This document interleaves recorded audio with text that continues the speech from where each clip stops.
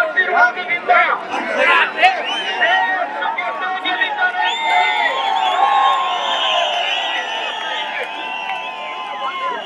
ನಾನು ಮೊದಲನೇದಾಗಿ ಮಲ್ಲಿಕಾರ್ಜುನ ಖರ್ಗೆ ಅವರಿಗೆ, ಶ್ರೀಮತಿ ಸೋನಿಯಾ ಗಾಂಧಿ ಅವರಿಗೆ, ಶ್ರೀ ರಾಹುಲ್ ಗಾಂಧಿ ಅವರಿಗೆ ಮತ್ತು ನಮ್ಮ ಅಧ್ಯಕ್ಷರಾದ ಡಿ.ಕೆ. ಶಿವಕುಮಾರ್ ಅವರಿಗೆ, ಮುಖ್ಯಮಂತ್ರಿಗಳಾಗಿರ್ತಕ್ಕಂಥ ಸಿದ್ದರಾಮಯ್ಯನವರಿಗೆ ಅಭಿನಂದನೆಯನ್ನ ಸಲ್ಲಿಸುತ್ತೇನೆ.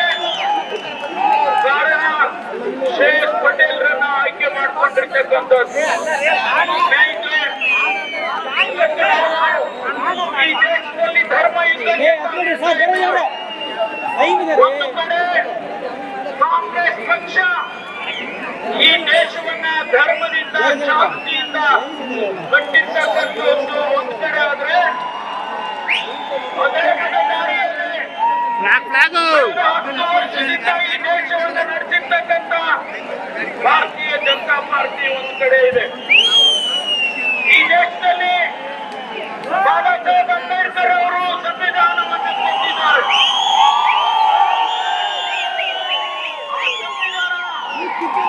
ಇಷ್ಟುವರೆಗೆ ಆಡಳಿತವನ್ನು ನಡೆಸಿದೆ.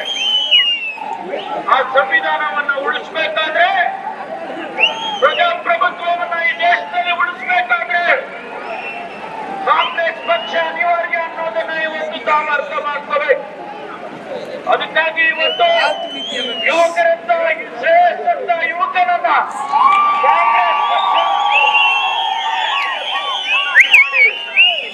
ನಾನು ಹೆಚ್ಚಿಗೆ ಮಾತನಾಡೋದಕ್ಕೆ ಹೋಗೋದಿಲ್ಲ. ಒಂದೇ ಒಂದು ವಿನಂತಿಯನ್ನ ಮಾಡ್ತಾರೆ. ಕಳೆದ 50 ವರ್ಷದಿಂದ ಈ ಜಿಲ್ಲೆಯಲ್ಲಿ ಯಾವ ಕುಟುಂಬದ ರಾಜಕಾರಣವನ್ನು ಮಾಡ್ತಾ ಇದ್ರು. ಈ ಚುನಾವಣೆಯಲ್ಲಿ ಅಂತಿಮ ಆಗಬೇಕು, ಅದನ್ನ ಮೂಲಕ ನಡೆಸಬೇಕು ಅಂತೇಳಿ ನಾನು ಪ್ರಾರ್ಥನೆಯನ್ನು ಮಾಡೋದಕ್ಕೆ ಬಯಸ್ತೇನೆ. ಸ್ನೇಹಿತರೆ, ರಾಜ್ಯದಲ್ಲಿ ಸನ್ಮಾನ್ಯ ಸಿದ್ದರಾಮಯ್ಯನವರು, ಡಿ.ಕೆ. ಶಿವಕುಮಾರ್ ಅವರ ನೇತೃತ್ವದಲ್ಲಿ ಕಾಂಗ್ರೆಸ್ ಪಕ್ಷ ಇವತ್ತು ಆಡಳಿತವನ್ನು ಮಾಡ್ತಾ ಇದ್ದೇವೆ. ಬಡವರ ಪರವಾಗಿ, ರೈತರ ಪರವಾಗಿ ಕಾರ್ಯಕ್ರಮಗಳನ್ನು ಕೊಟ್ಟು, ಮಹಿಳೆಯರ ಪರವಾಗಿ ಕಾರ್ಯಕ್ರಮಗಳನ್ನು ಕೊಟ್ಟು ಇವತ್ತು ನಾವು ನುಡಿದಂತೆ ನಡೆದಿದ್ದೇವೆ. ಯಾವ ಮಾತನ್ನ 23 ಚುನಾವಣೆಯ ಸಂದರ್ಭದಲ್ಲಿ ಕೊಟ್ಟಿದ್ದು ಆ ಎಲ್ಲ ಭರವಸೆಗಳನ್ನ ಇವತ್ತು ನಡೆಸಿಕೊಡ್ತಾ ಇದ್ದೇವೆ. ರಾಜ್ಯದ ಜನತೆ ಕೇಂದ್ರ ಸರ್ಕಾರದಲ್ಲಿ ಬದಲಾವಣೆಯನ್ನು ಬಯಸ್ತಾ ಇದ್ದೇವೆ. ಇಡೀ ದೇಶ ಇವತ್ತು ಬದಲಾವಣೆಯನ್ನು ಬಯಸ್ತಾ ಇದೆ. ಹಾಸನ ಕ್ಷೇತ್ರದಲ್ಲಿ ಕೂಡ ಜನ ಬದಲಾವಣೆಯನ್ನು ಬಯಸ್ತಾ ಇದ್ದಾರೆ.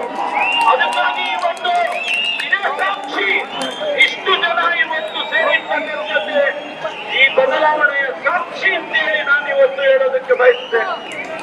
ಆದ್ರಿಂದ ದಯಮಾಡಿ ನಮ್ಮೆಲ್ಲರಲ್ಲಿ ವಿನಂತಿ ಮಾಡಿಕೊಂಡಿರ್ತಕ್ಕಂಥದ್ದು, ನನಗೆ ಇಲ್ಲಿ ಬರ್ತಕ್ಕಂಥ ಸಂದರ್ಭದಲ್ಲಿ ಹೇಳಿದ್ರು, ಸ್ವಾಮಿ, ರಾಜ್ಯದಲ್ಲಿ ಯಾವುದಾದ್ರೂ ಕ್ಷೇತ್ರದಲ್ಲಿ ಕಾಂಗ್ರೆಸ್ ಪಕ್ಷ ಮೊದಲನೆಯ ಫಲಿತಾಂಶ ಕೊಡುತ್ತೆ ಅಂದ್ರೆ